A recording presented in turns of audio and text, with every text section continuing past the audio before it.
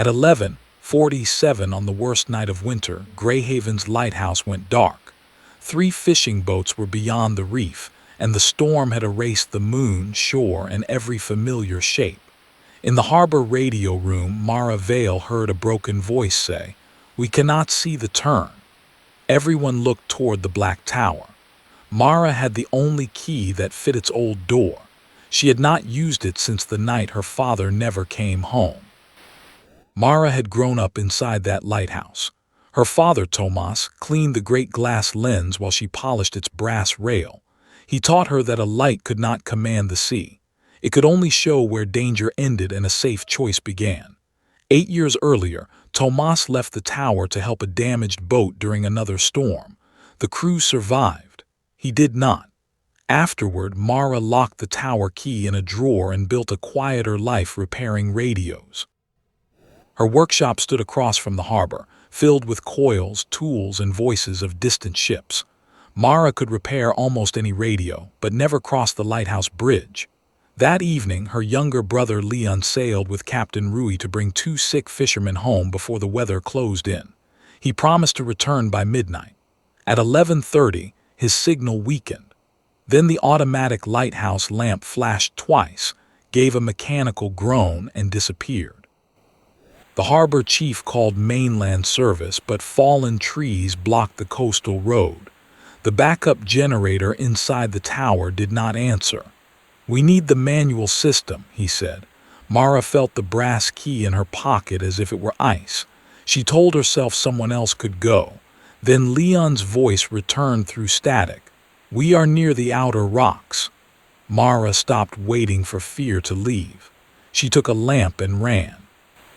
Rain pushed her sideways on the bridge. The tower door resisted, then opened with the sound she remembered. Inside, every stair curved into darkness. Salt water moved under the door, and the iron walls shook with each wave. Mara climbed past the kitchen, narrow bed, and marks her father cut into the wall to measure her height. In the lantern room, the glass lens was unbroken, but the motor was dead and the backup batteries were green with corrosion. For one moment, the dark room became the past, and Mara could not breathe. Her hand found the workbench where her father kept a red notebook. It was still there, wrapped in oilcloth. The pages held repair notes and drawings of the hand-crank system. One sentence was underlined: "When a machine fails, begin with what still moves." It was not a message for her, only an ordinary working note. That made it feel more useful, not less. Mara opened the floor panel. The manual shaft turned, but a leather belt had split with age. Without it, the crank could not rotate the lamp. She found spare straps, a knife, and rivets. Her fingers shook, yet remembered the knots Tomas taught her. Below, harbor operator Nord described the boat's position over a portable radio. Each update placed them nearer the reef. Mara joined 2 straps, pulled the new belt tight, and began to turn. The great lens moved. A narrow beam swept across the rain, and a cheer rose from the harbor. Then the belt snapped. The lens stopped after one circle, leaving the sea black again. Mara fell against the rail and stared at the broken strap. She had used the driest leather, but it was too old for the weight. Leon's boat called once, then vanished into static. The attempt had failed, and the tower had no second spare. Mara wanted to throw the useless belt across the room. Instead, she read the notebook again. The lamp and lens did not need to move together. The small maintenance lamp could sit behind the lens while people turned the light or shutter by hand. Nor could guide the boats with a flash pattern.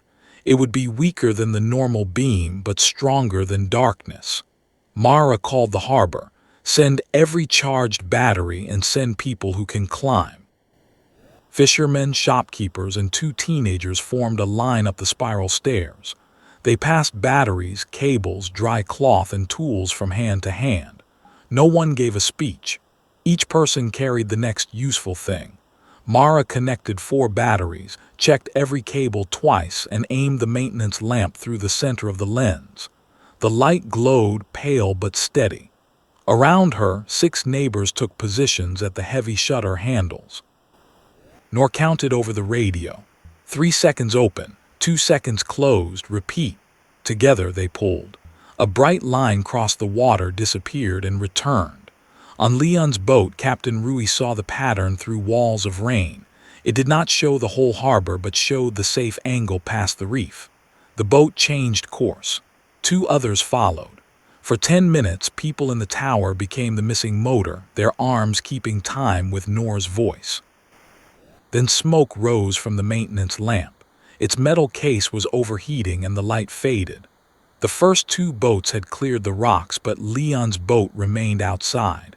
Mara could lower the power, yet the beam might disappear in the storm. She remembered her father's lesson. A light did not defeat the sea, it gave one clear choice. She narrowed the shutter to a thin opening. The smaller beam became sharper. Far below, a horn answered. The horn sounded again, closer. Leon's boat entered the harbor with one damaged engine, but everyone alive. Mara held the narrow light until its stern passed the breakwater. Only then did she release the handle. At dawn, she walked down the stairs with oil on her hands and Tomas's notebook under her arm. Leon waited by the door. They did not speak. He touched the old brass key, and Mara finally let herself cry. By spring, Greyhaven repaired the main lamp and trained a volunteer emergency crew. Mara moved her radio workshop into the tower's lower room. The brass key no longer hid in a drawer. It hung beside a list of checks anyone could learn. Visitors asked how she found courage to return. Mara corrected them. Courage had not arrived before she opened the door. It grew on each stair while she carried fear. The lighthouse became a place of return.